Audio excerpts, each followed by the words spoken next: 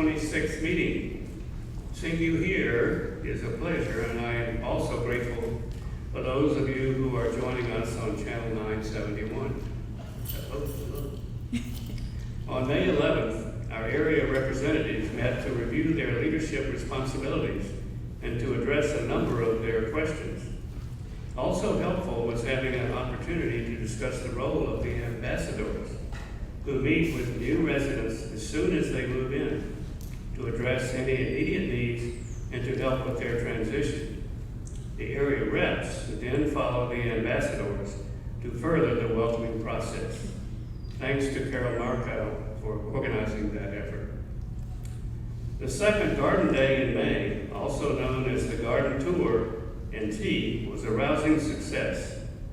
Thanks to the perfect weather, the consensus is that a combination of well over 100 residents and staff visited the 7 cottages and 2 gardens showcased during the tour.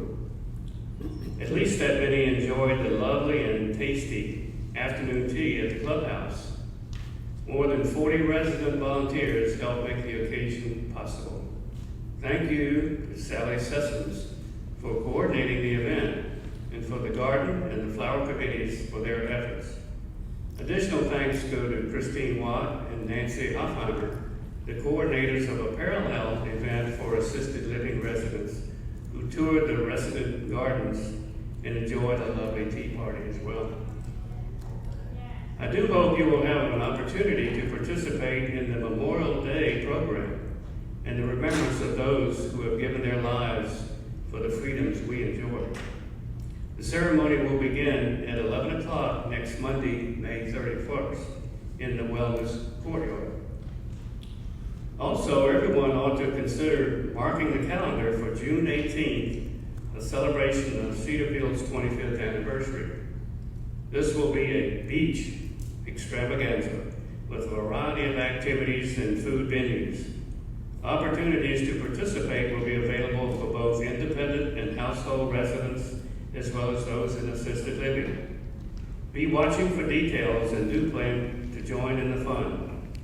As a matter of fact, if you see the most recent Informer, it has 5 different locations to enjoy. It's going to be quite fun if we can find all 5, right?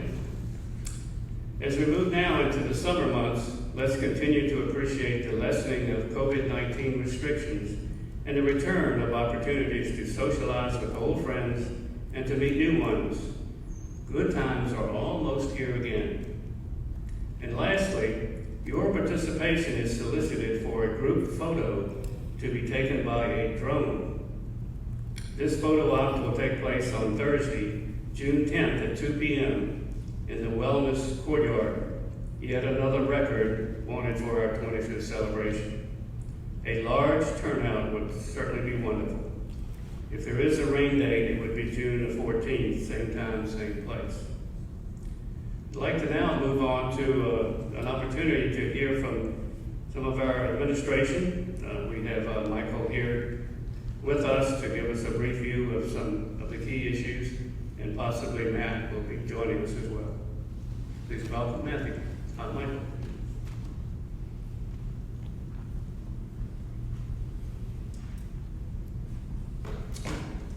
Good afternoon, everyone.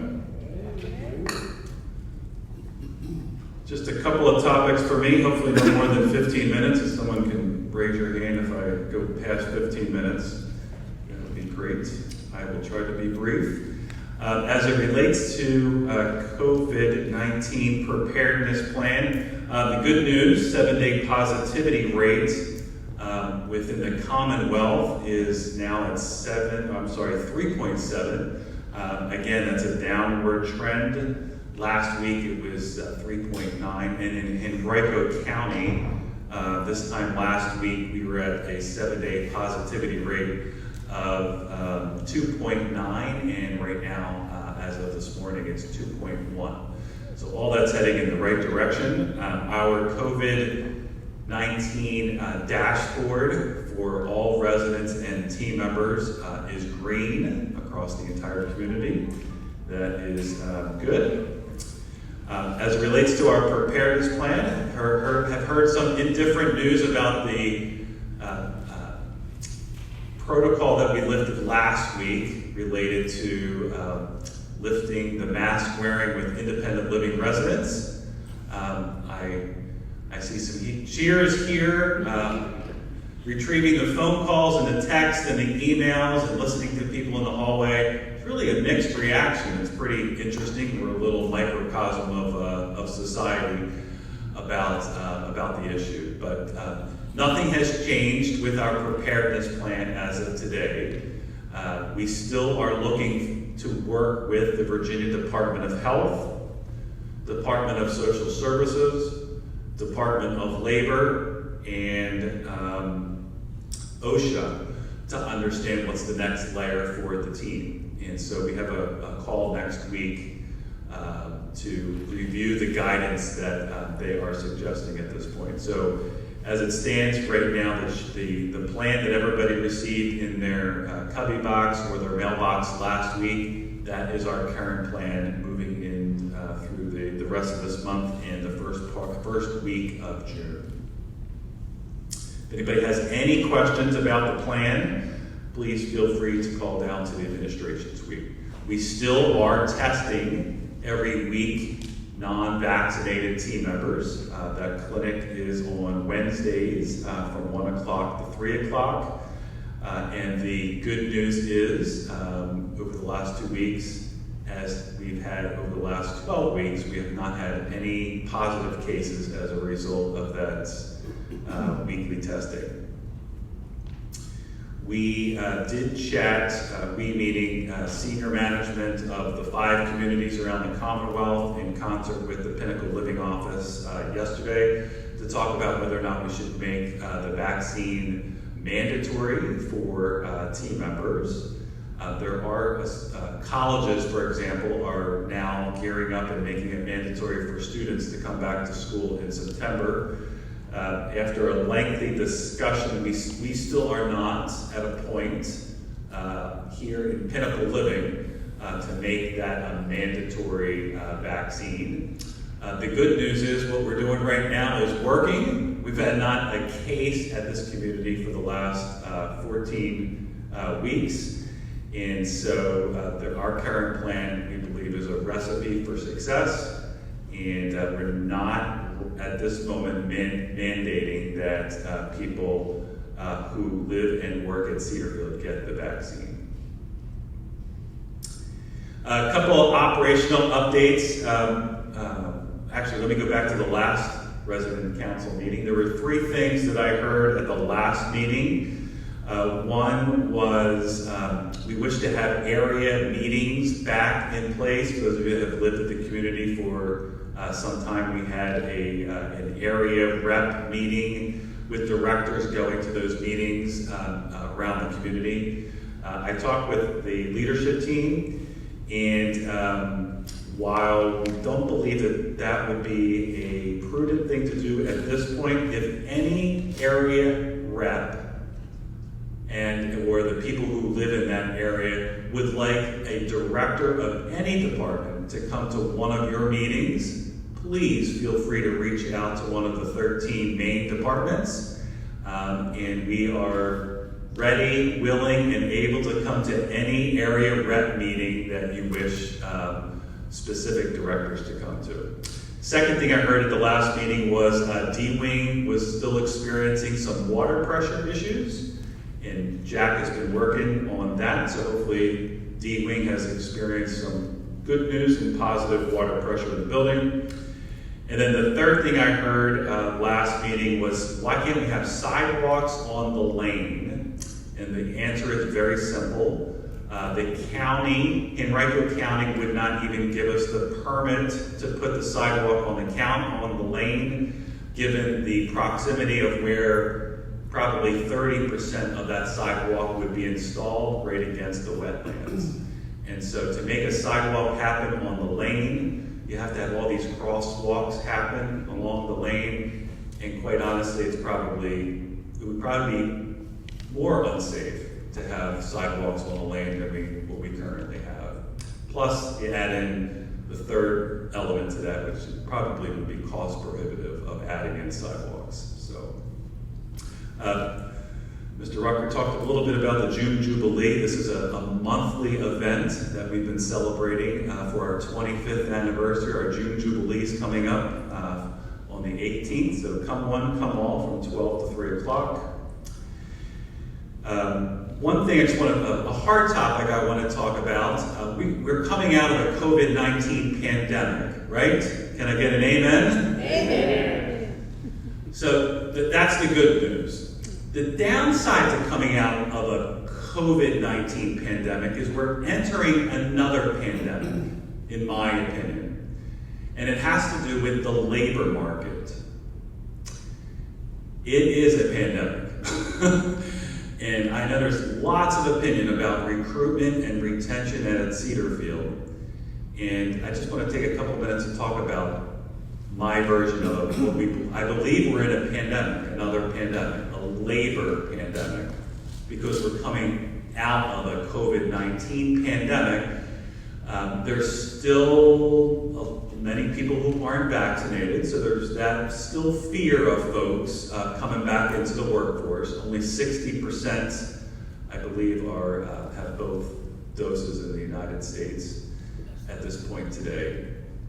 And so you couple that with the fact that unemployment benefits are probably going to be here until January or February of next year once we get past this next election.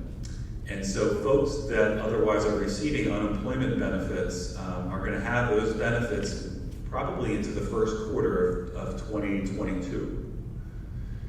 And talking about child care credits, talking about loan forgiveness, the labor market is very tight.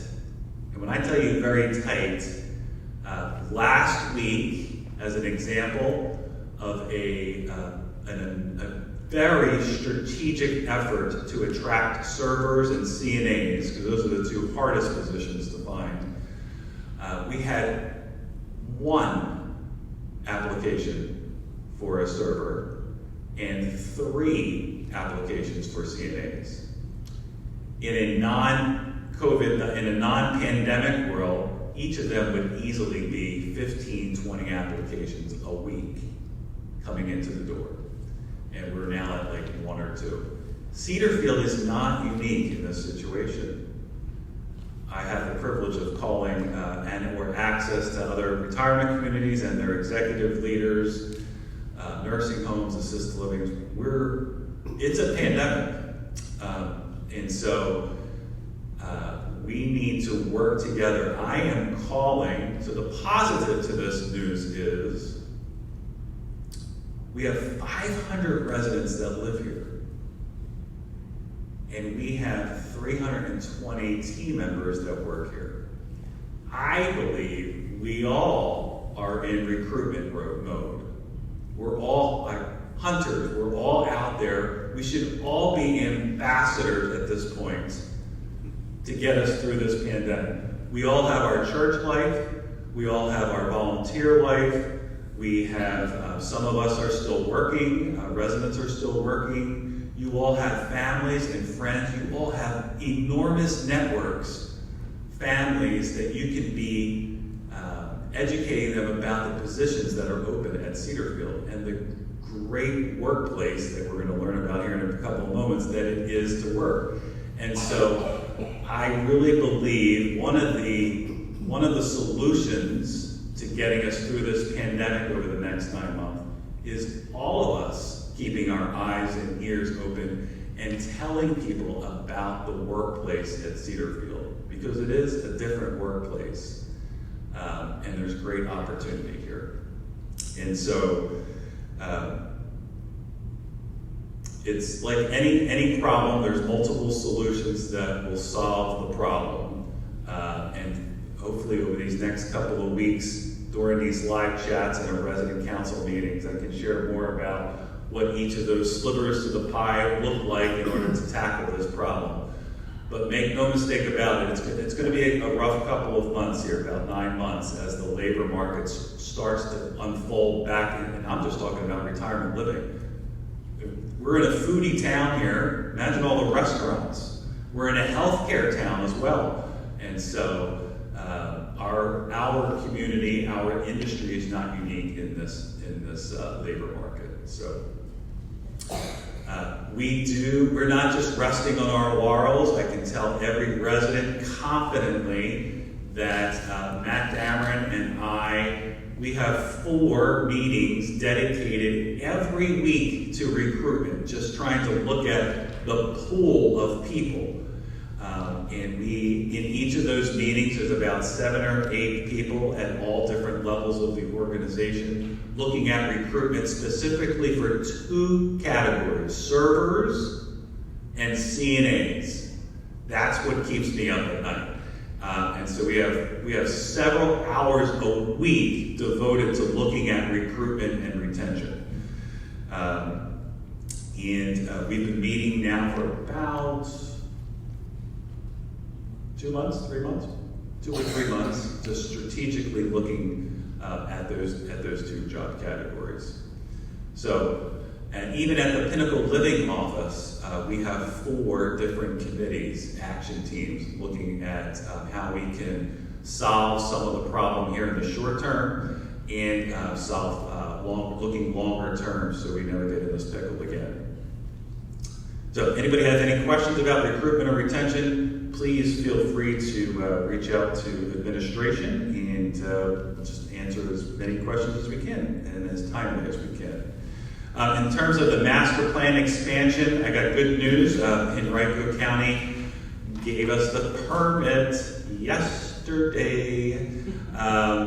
Department of Health gave us that final checkoff, and so now the Morning Glory Avenue, otherwise known as Sunshine Plaza, otherwise known as the Special Care Unit, is now underway under renovation as of yesterday. So that's just great news. And along with the assisted living dining room, those 2 things were tagged into 1 permit. So that commenced formally yesterday. It took 8 weeks for the county to give us that permit.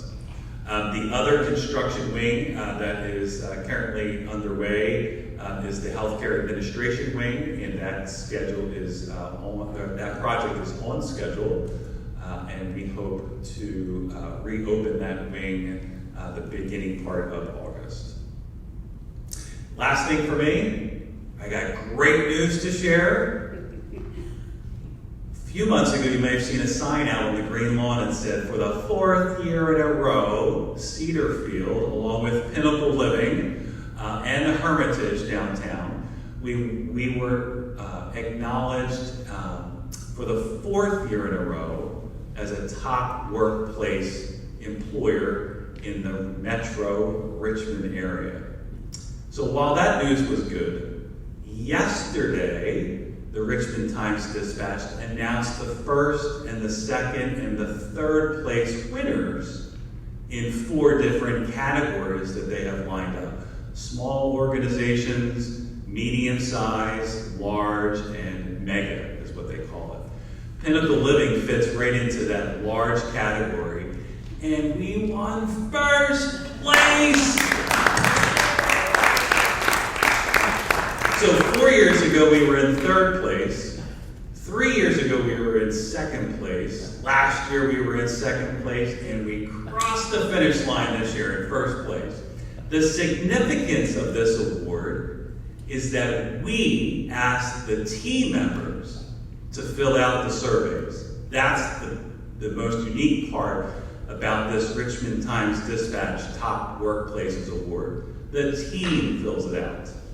It's not a report from me telling them about work life at Cedarfield. We had a 50% participation rate here at Cedarfield and at the Hermitage, and the Pinnacle Living office had a 100% participation rate. And we won 1st place. It's a huge honor, especially because the team members are the ones that answered all the questions. And so we will celebrate in the next week or 2 with the team, and we'll invite other people to come accordingly. So hopefully that sends a huge message to the marketplace about what Cedarfield is like to work at. There's so many great things about work life at Cedarfield. Matt and I have compiled what we call the top 29 reasons to work at Cedarfield. All of you, the residents, are the first on that list. It's a very unique opportunity for people to work in a place where you work or somebody lives. And anyway, it's a great honor, and hopefully that will bear some fruit for us into the near future. Any questions for me? Thank you for your attention. Thank you very much, Michael. Matt, did you have your minutes to come forward and bring us up to date on what's happening? It's really exciting.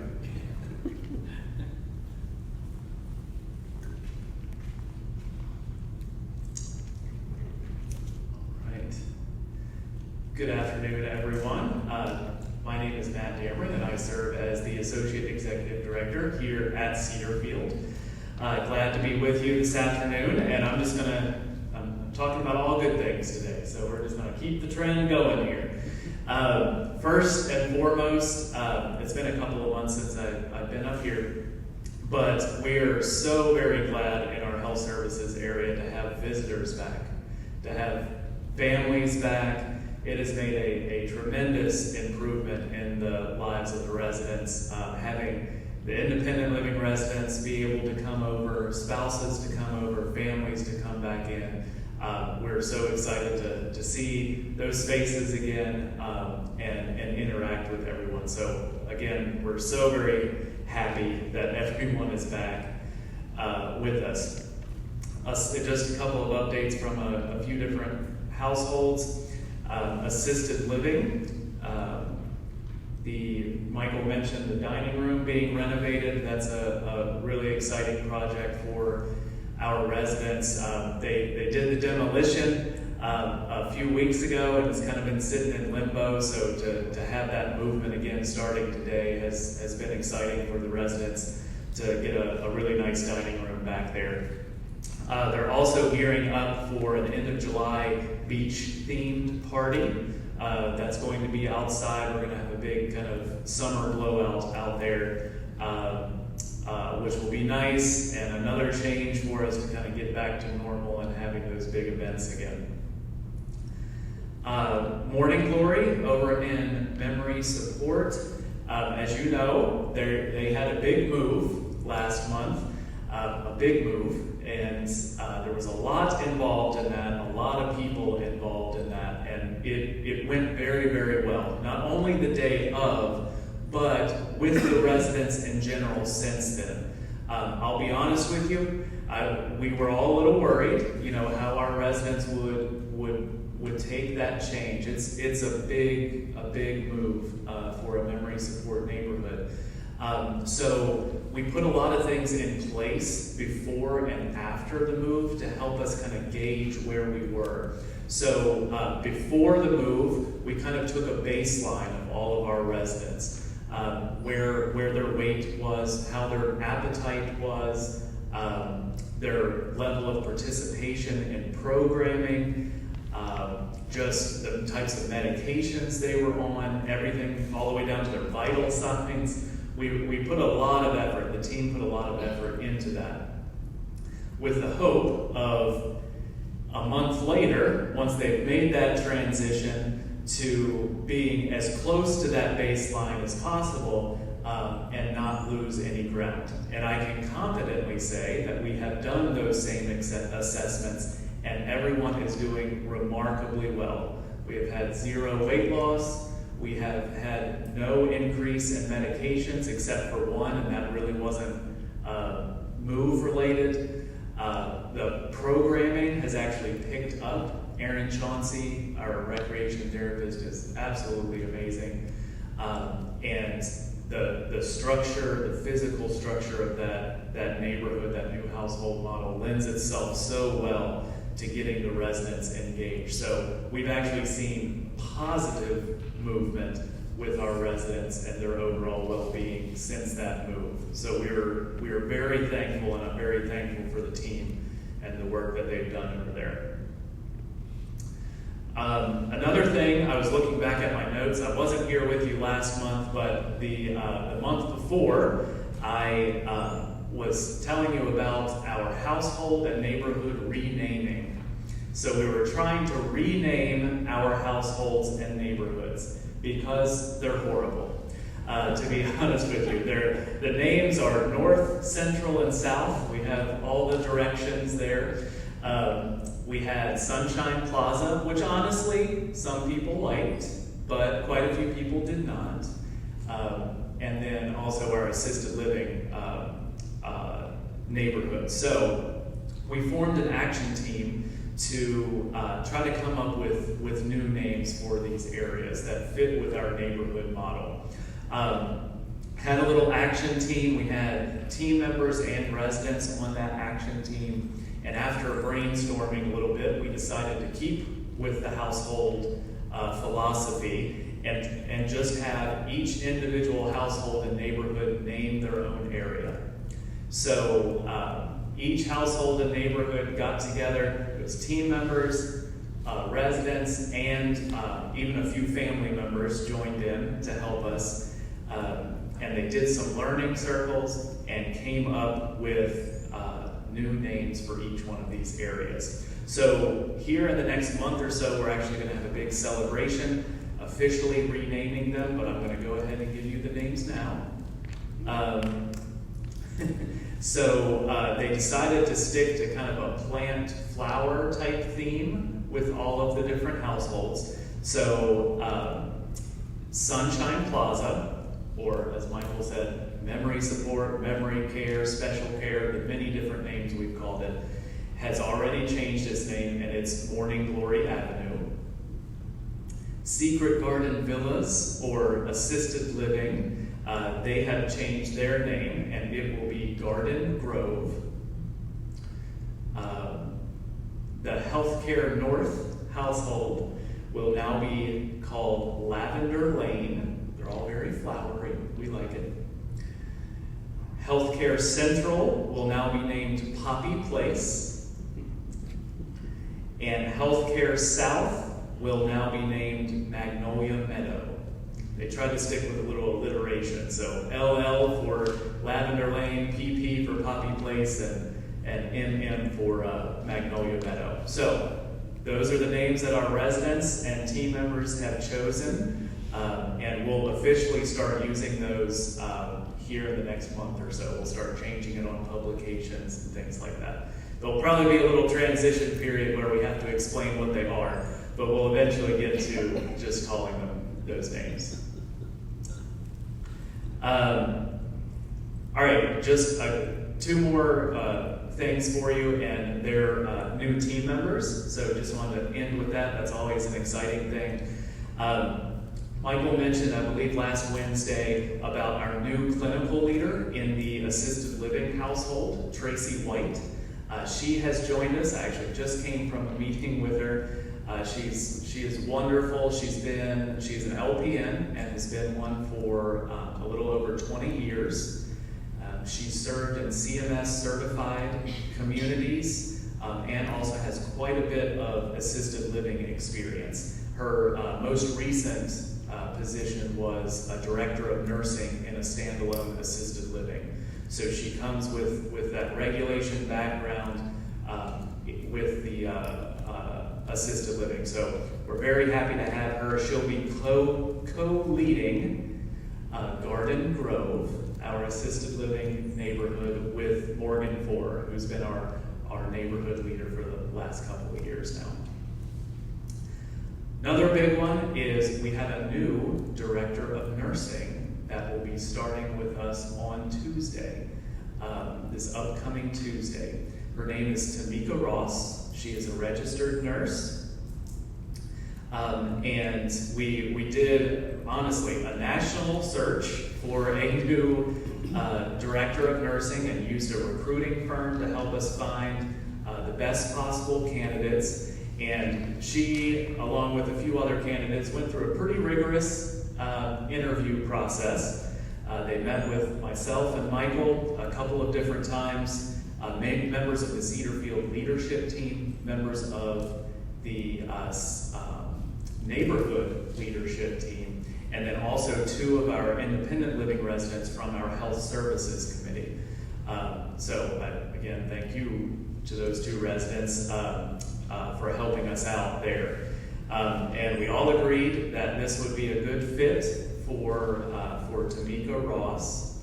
She's been an RN for 11 years, and she has spent the last 7 years as a director of nursing for a 120 resident CMS certified nursing home. So we're really going to lean on her experience with that Medicare certification. So as we're going through that process, she can really help us out with that. So I'll definitely bring her up here at some point so you can kind of put a face to the name, and we're looking forward to you getting to know her. Last thing I'm going to mention is just giving our interim director of nursing, Myra Sermon, just a little bit of praise here. She is absolutely wonderful.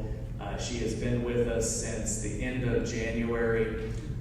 She has done tremendous things with our team, with putting policies and many systems in place. She's really giving our next director of nursing a leg up. I could not be happier to be a partner with her over these last few months. She's going to stick with Tamika for a couple of weeks to make sure that she lands safely and orients her and gets her used to all of our Cedarfield systems. And of course, we're going to have a little get together for Myra when she leaves us middle of June. So that's my report. Thank you very much. Thank you all very much. Appreciate it. Before we move on to the committees in the areas, I apologize. I was so excited about this meeting, obviously. I skipped right over the most important invocation to start with. Charlotte, could you... You want to have it now? Well, I think it's important, and I'm the one that blew it, That's so fine. Okay. please forgive me, and then we'll move right on. Okay.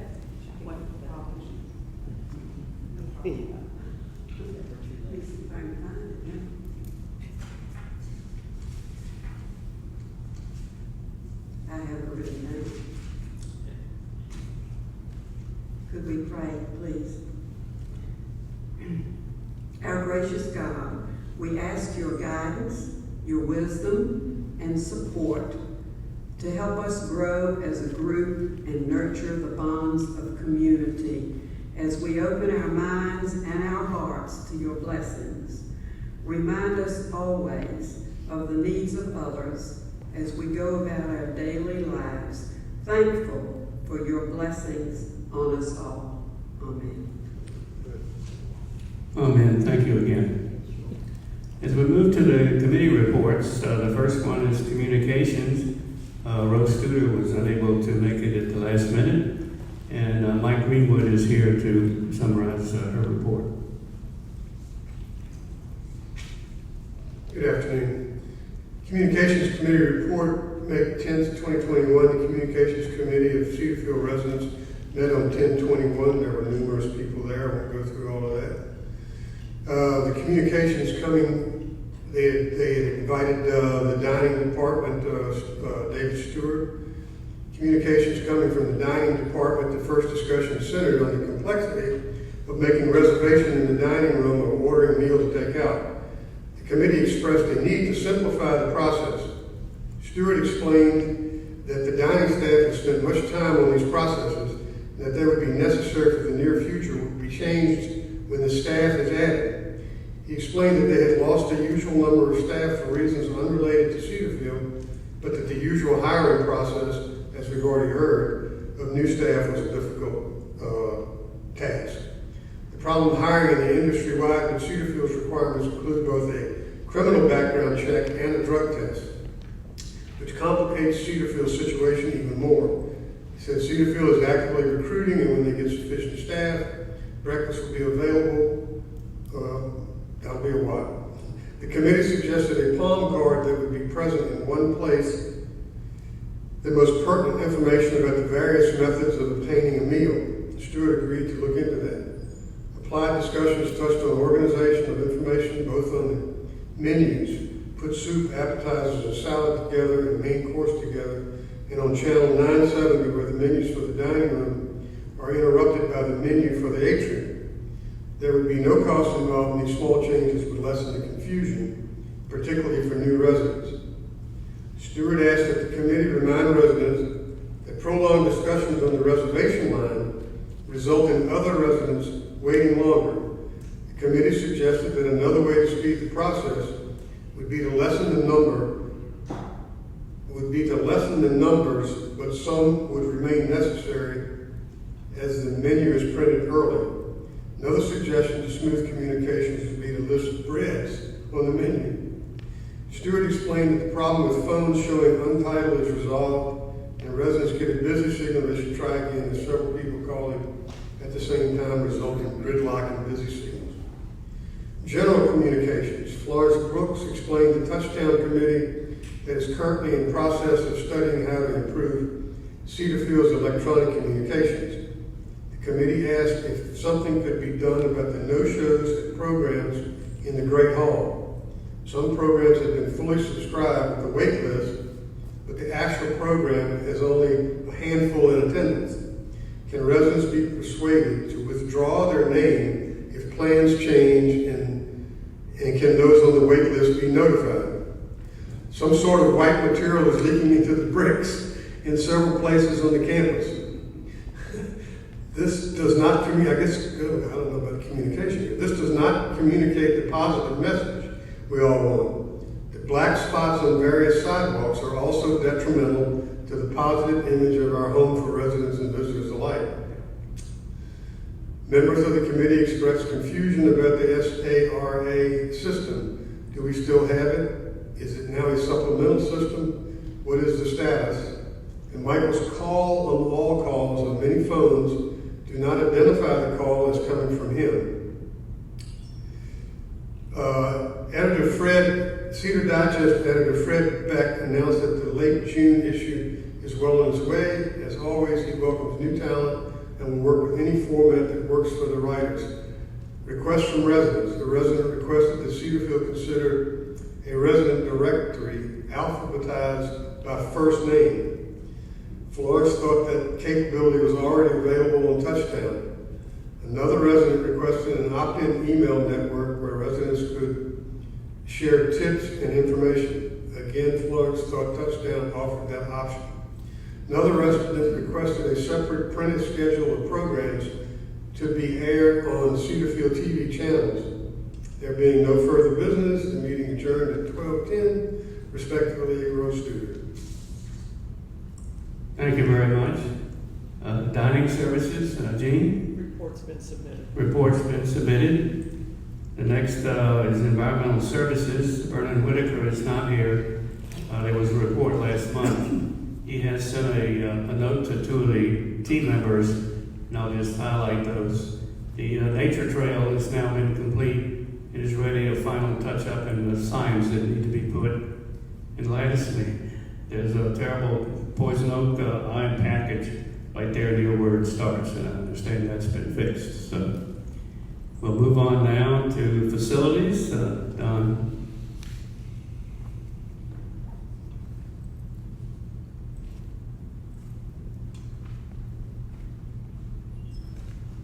Afternoon, all. Facilities Committee met last week, and full crowd, and we talked about a lot of things. A lot of things are written down, and I'll leave it to you to read them in the minutes instead of having me run through it.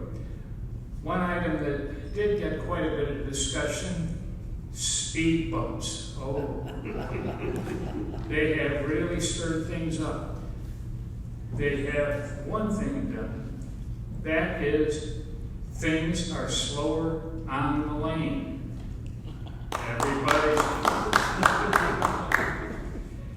They've also done something else. There's a little bit less traffic on the lane. Maybe a lot less traffic. All of us being enterprising said no speed bumps if we take the route that goes in front of all the covered parking. So we have experienced a lot more action in that area. Something can be done. And so far, there's only been one thing that really works: speed bumps. I just point out that if we and our visitors, staff, and everybody else that uses these roads kind of keeps up what they're doing, we might be facing more speed bumps because it will slow them down. With that fond ado, I'm out here. Thank you very much, I guess. This time, we don't have a report for finance. Thank you, Carol, for being with us. Flower Committee, Louisa Rucker.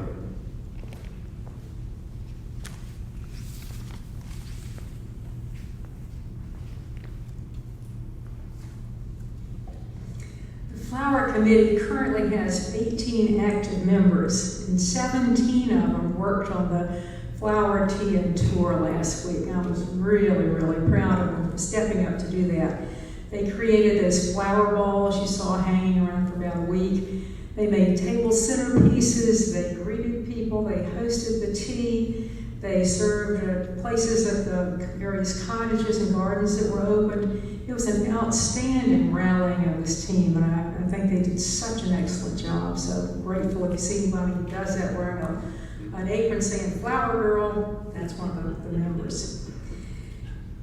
The Flower Committee would like to highlight the pleasure that we are hearing about of people who are remembered with fresh flowers in one of the two arrangements that are often dedicated arrangements, either in the town center or on the promenade sideboard.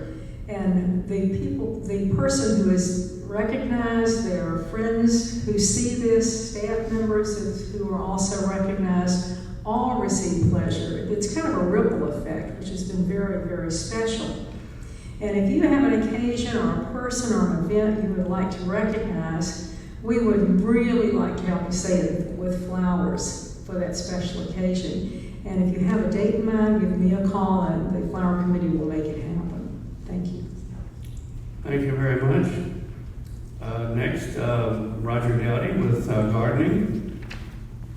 You guys have been also kind of busy with Good afternoon, everyone here and online. Yes, we do have a theme going. Thanks, Louisa, and thanks, Elvin, for the plugs about the gardening day. I'm not going to say anything more, except every time I get involved with a committee or a project like Garden Day, all I can say is it takes a village. One of the ripple effects from gardening and Garden Day was the fact that it involved the entire Cedarfield community. So Matt and Michael, thank you for the entire team who got involved to be sure that all our residents could be a part of that day. I think there were 36 or 39 that came to the resident garden bed area for their day party, which was just amazing. And every time I'm in the garden area, the garden bed area, I just run out, I'm going to water, I'm going to pick up stuff. 2 hours later, I get back to the apartment simply because there are residents wandering through who are not gardeners. Thank goodness. We keep calling it a destination. Please come and visit the garden bed because it's a delightful place to walk through. You've already heard me say many times there's a beautiful deck that's in the shade all day long, so you can sit and read and sip your iced tea and visit with everybody else. One of the perks right now in the garden bed area in the community gardens is that we have caterpillars that we are protecting because there are going to be butterflies soon. We have discovered that butterflies, Beth has discovered that butterflies like fennel and asparagus, and so they feed on those, and they're all lined up, and they're chartreuse green with black bands around them. And you can go and look, but please honor the signs that say shh, because we don't want them disturbed or bothered, but that's going to be one of the thrills that we're going to be able to watch those butterflies emerge. So thanks again, back quickly to Garden Day, to Sally Sessler's just huge oversight for certainly a year and a half, because this event was postponed due to COVID. And Louisa, you've already praised your team, but I want to give a shout out to you and Sally. We're just a great partnership for that day, as was the entire team. Matt, good to hear that the neighborhoods are taking on a natural world flavor. So we do have a theme going here. So I give a shout out from Jan Steele, who is the resident consultant for the Pinnacle Living Cultivate. And she and Ann Williams have volunteered to put out a periodic piece about cultivate and gardening and everything natural world here at Cedarfield. So watch for that coming.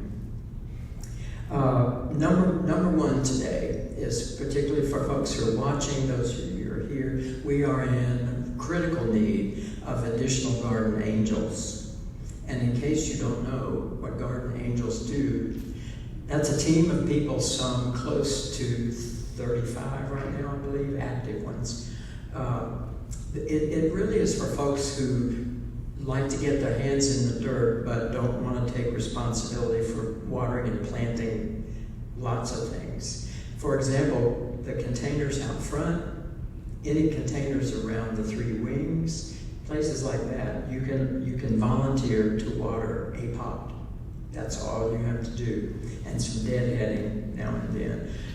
The third aspect is when Beth and Rose Stutter put a call out. They give a call out like today, they'll say Friday, we're going to be planting roses or something like that. And if you want to show up and help do some planting. So just encourage, if some of you are here and watching, or your neighbors, talk about it around the meal tables. We need certainly about 15 more garden angels, because Beth is increasing all the beauty around the campus, so there are more areas to take care of. So Rose Stutter is the chair of the Garden Angels. Just give her a quick heads up. Thank you, friends. Thank you very much. Health Services, I think there's no report today. Yeah, Vera, thanks for being with us. The library, Dolly, I think you have a report. Wrong. Okay.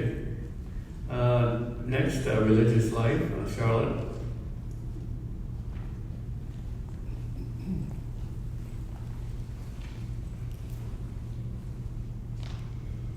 Just a quick announcement. We will resume offering Shabbat services the second Friday of each month, beginning June 11. We want to encourage and welcome everyone to attend these services. Thank you. There's no safety report. Welcoming, Nellie Keener. I think is here for a report.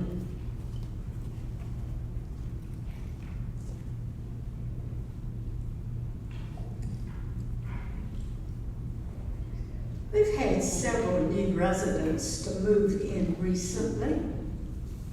Sally Wood has moved into apartment 134. She moved to Cedarfield from Richmond. Jody and Ann McWilliams have moved into apartment 303. They moved from Henrico. A welcoming session was held in the Hub on May the 19th. 7 incoming residents attended. Evelyn Rucker and Mike Greenwood were also there, and they spoke to the group and answered some of the questions they had. Mary Ellen Acey, who is liaison for the Ambassador Volunteers, and Christy Wash-Smith, Director of Marking, met with the welcome ambassadors on April the 29th. Successful approaches to welcome new residents were discussed, and the time frame during which the ambassador services are provided were clarified, and some changes were made. A reception hosted by marketing followed the meeting. Carol Marco had a meeting of area representatives on May the 11th. Mary Ellen made a brief presentation distinguishing the responsibilities of the ambassadors and those of the area representative. Frequently, there has been some overlap. Both of these meetings were informative and helpful and will improve the welcome program. The Welcome Committee thanks Christy, Mary Ellen, and Carol for arranging these meetings, and the area representatives and ambassadors for attending. Thank you. Thank you very much, Nellie. Next, we have Wellness and Leisure. Is Barbara Rose here? Expected her. Okay, we'll have her report, I'm sure. Under that, Jim Trompeter, you have an opportunity to talk a little bit about the background. What good things they're doing for us, of course. Indeed we are.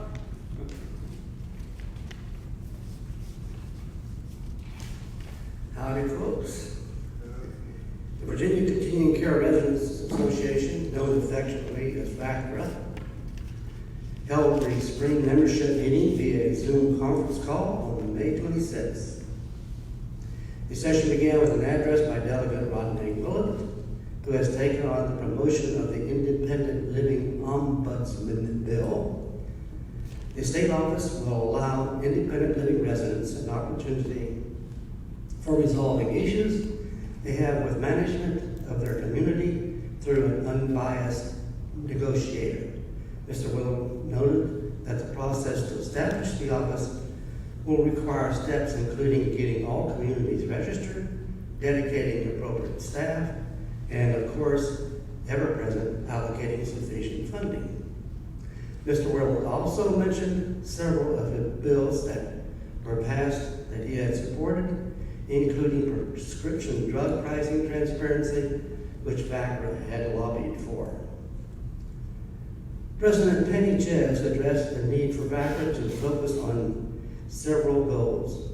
These include making it a source for education and advocacy on governance and residents' rights, disseminating information about legislative issues affecting resident financial security and quality of life, coordinating action on the rights and responsibilities of residents as established by the State Corporation Convention. The Legislative Committee maintained contact with committees and members of the General Assembly working on the Ombudsman Initiative. It kept up to date on the efforts to maintain the current 7.5% threshold for medical expense deductions and participated in Leading Age Lobby Day. A draft of procedures to rapidly notify members when immediate action is needed to support relevant legislation was developed and shared with the Communications Committee. Additionally, it has started networking with other CC communities nationally. VACRA continues to work toward having state legislation requiring residents to serve on the governing boards of continuing care communities. This is a trend within the industry where 20 states have or are considering such action. The Communications Committee is focused on keeping members informed on important developments and has expanded information sources on the website, including a video of important addresses. For example, if you were unable to attend the meeting, you may see Delegate Willett's talk by logging into the VACRA site, choose VACRA Home under the Communities tab, and view what he had to say. It also has consulted with the Legislative Committee on establishing procedures to rapidly notify members when immediate action is needed to support something. In subsidizing the state dues when we joined VACRA does not seem to have hurt the budget. We are still a solid organization. Thank you. Thank you very much. Moving on to area representatives. I'm not aware we have a report on Area 1. I'll go through Area 2. I don't think so. Area 3, we have a report for Area from Mike Greenwood. I think you're reporting for Sally Bingley? Nope, okay. Area 4, I know we have a written report. I don't see Nancy Hoffheimer here. Both Area 5, they're out of town. Area 6 didn't have a report. And Williams is here, thank you, but no report at this time. None for Area 8, Area 9, Area 10, Jan Moore's here, but there's no report yet. Area 12, we're up to Betty Mann. I think she's here, but no report. So, okay, want to be sure. Area 13, Kent Road. Thank you. Boy, we got through a whole bunch.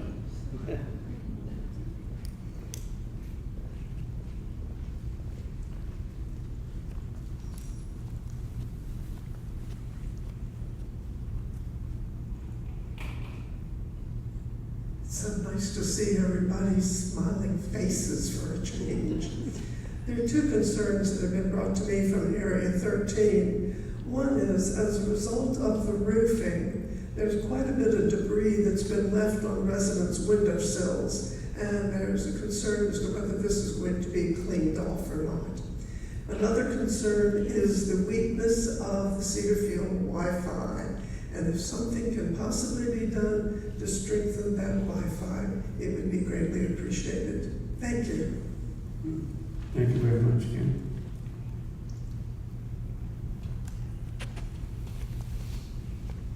Let's see, Peggy Daniels, Area 14, there's no report. Area 15, Real quick. Mike Greenwood from Area 15. Just a short report. We welcomed a new member, June Tate, last month. We're welcoming Ted and Kathy McCormick to apartment 440 on June 3rd. Area 15 is almost full. There's only one apartment available. Hope everyone will reach out to the new residents and make them feel welcome. Thank you. Thank you. I think Area 16, I think if there's someone that's got a pinch hit, is that right? Okay.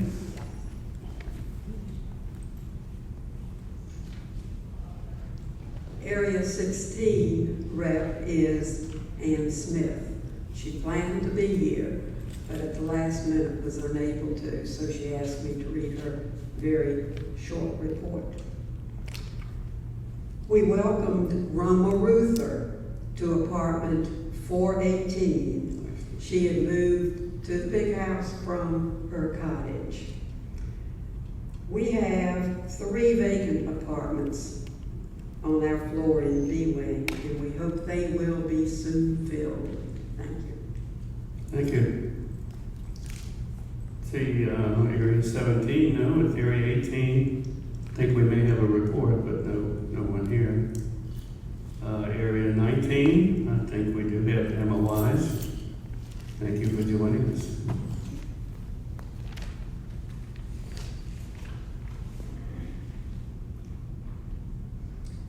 I'm reporting from the 3rd floor in the D wing. On May the 20th, 9 residents in Area 19 met in the Chatterbox for our first social gathering since our move-in from the day of October 2020. We all enjoyed meeting each other and greeting our newest residents, Jerry and Denise Pakula.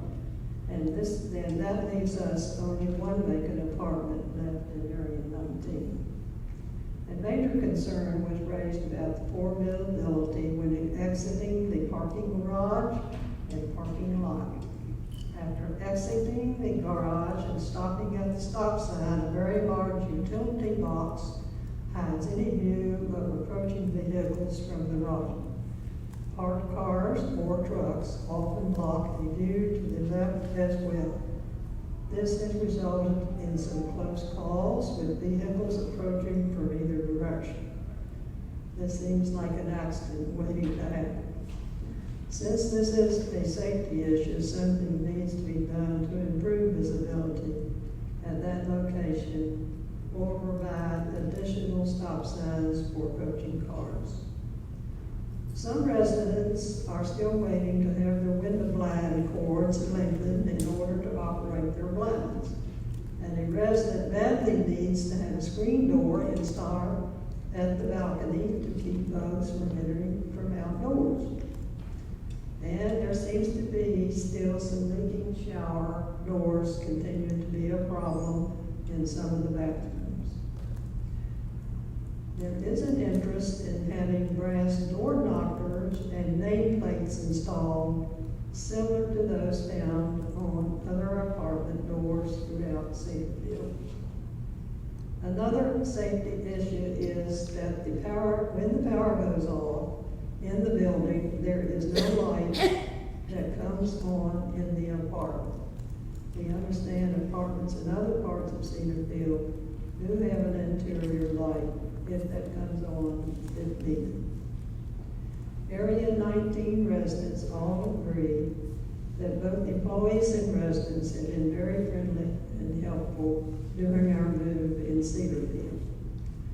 We hope everybody is having a nice senior health and fitness day today.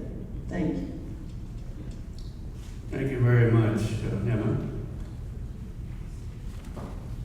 Area 20, I think Cynthia Seal is not here. And Area 21, Jan Lee is not here. So, oops. Did you still want to give your report, Barbara? It's not necessary if you would without it, but I will if you like. Well, gee, leave a decision. We just finished all of the reports. There it is, yeah, you go on. Well, okay, we're right at the end